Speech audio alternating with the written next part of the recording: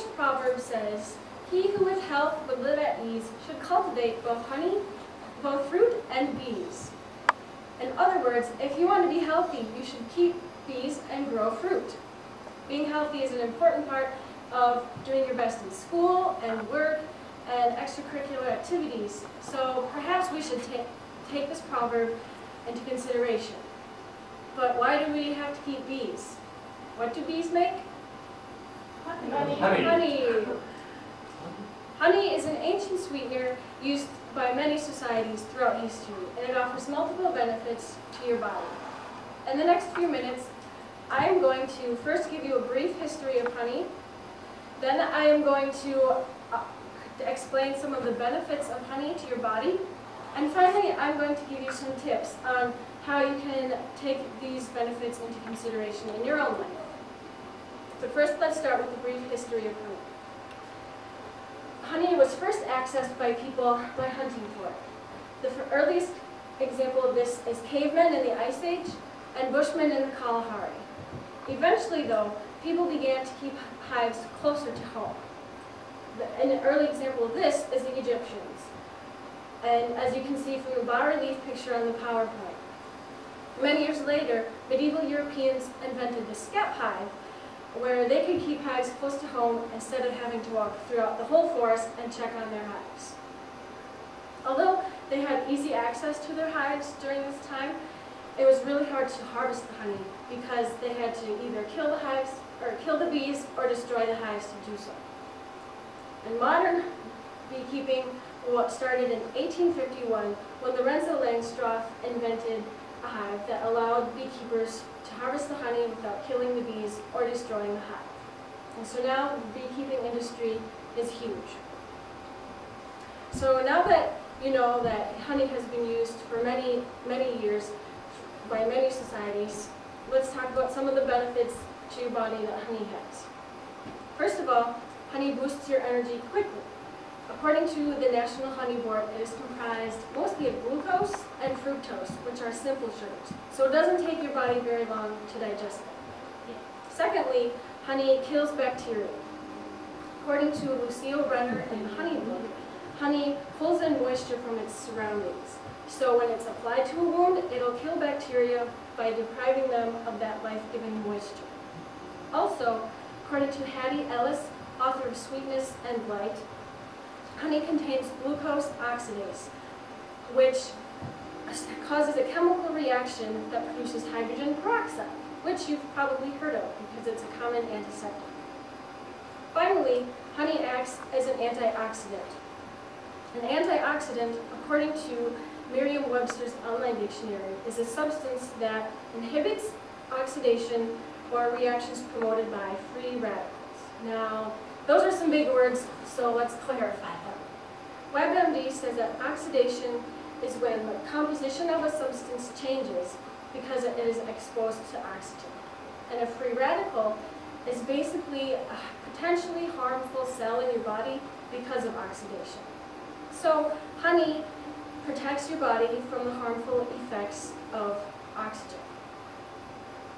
Now that you know how healthy honey is for you, you need to know how you can take advantage of these benefits. I'm going to give you 4 tips on how to do this using the acronym SHOE. First, you can substitute honey for sugar in recipes. And in order to do that, you'll need specific directions that I've provided on this sheet of paper. You can also heal yourself with honey, as I mentioned before. And you can just apply honey to a wound and cover it with a bandage, or you can use a homemade honey recipe for things like sore throats and fatigue. And whatever you do with honey, you should use raw honey, which is straight from the hive, or it has not been heated in the process, because it is more nutritional than mass-distributed honey, such as Cub brand honey. And finally, you should just eat more honey in general, because it's so healthy for you.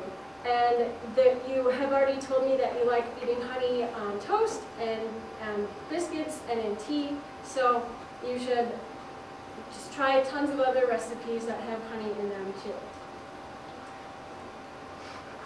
In the past few minutes, I have explained to you a brief history of honey and how it has been used by many societies throughout history.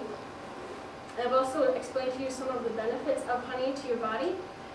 And finally, I've given you some tips. So you should remember SHOE, because you are important.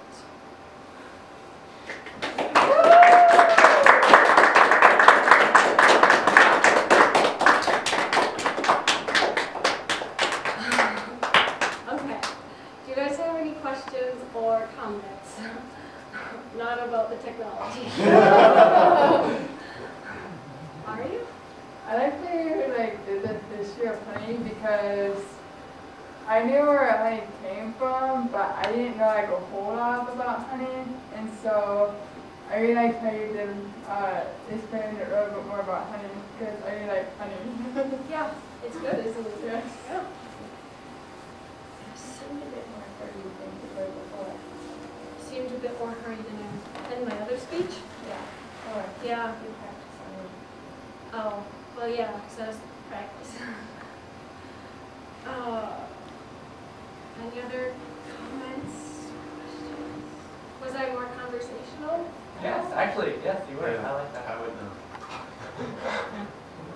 Okay. There's a lot of stuff I couldn't say because I had to cut a lot of stuff out. So. No, it was good. It was well summarized in the slides and stuff. What kind of misspelled shoe? Because you are important and you should take advantage of the health You benefits. can misspell I don't want you. Or, oh. Just saying. I purposely. Just like home furniture, they misspell home. I don't like it. Any other serious I'm like- questions or Well, at first I was like, okay, that's a good spell. I don't know. You presented yourself very well. Thank you. Did you bring any honey for us? I did. Oh, Because something I couldn't say in my speech is that honey has tons of different flavors depending on what flowers the bees gather the nectar from.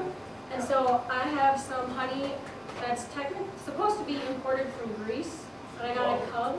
So it's from thyme, T-H-Y-M-E. So it should taste different than the honey you have at home. So it should be interesting. And I have these sheets that have homemade honey cures and how to substitute honey for sugar, and a recipe for granola that uses honey. That's really good if you want to take it.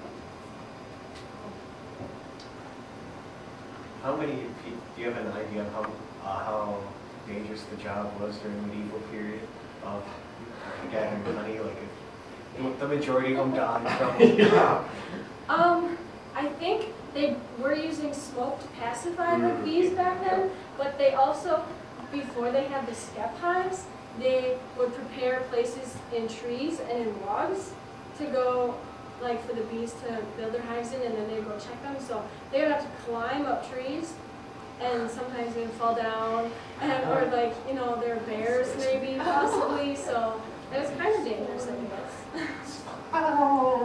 Yeah. So, Killed by a bee. we done? Yes, yeah, no, thank you. All right. Thank you for coming.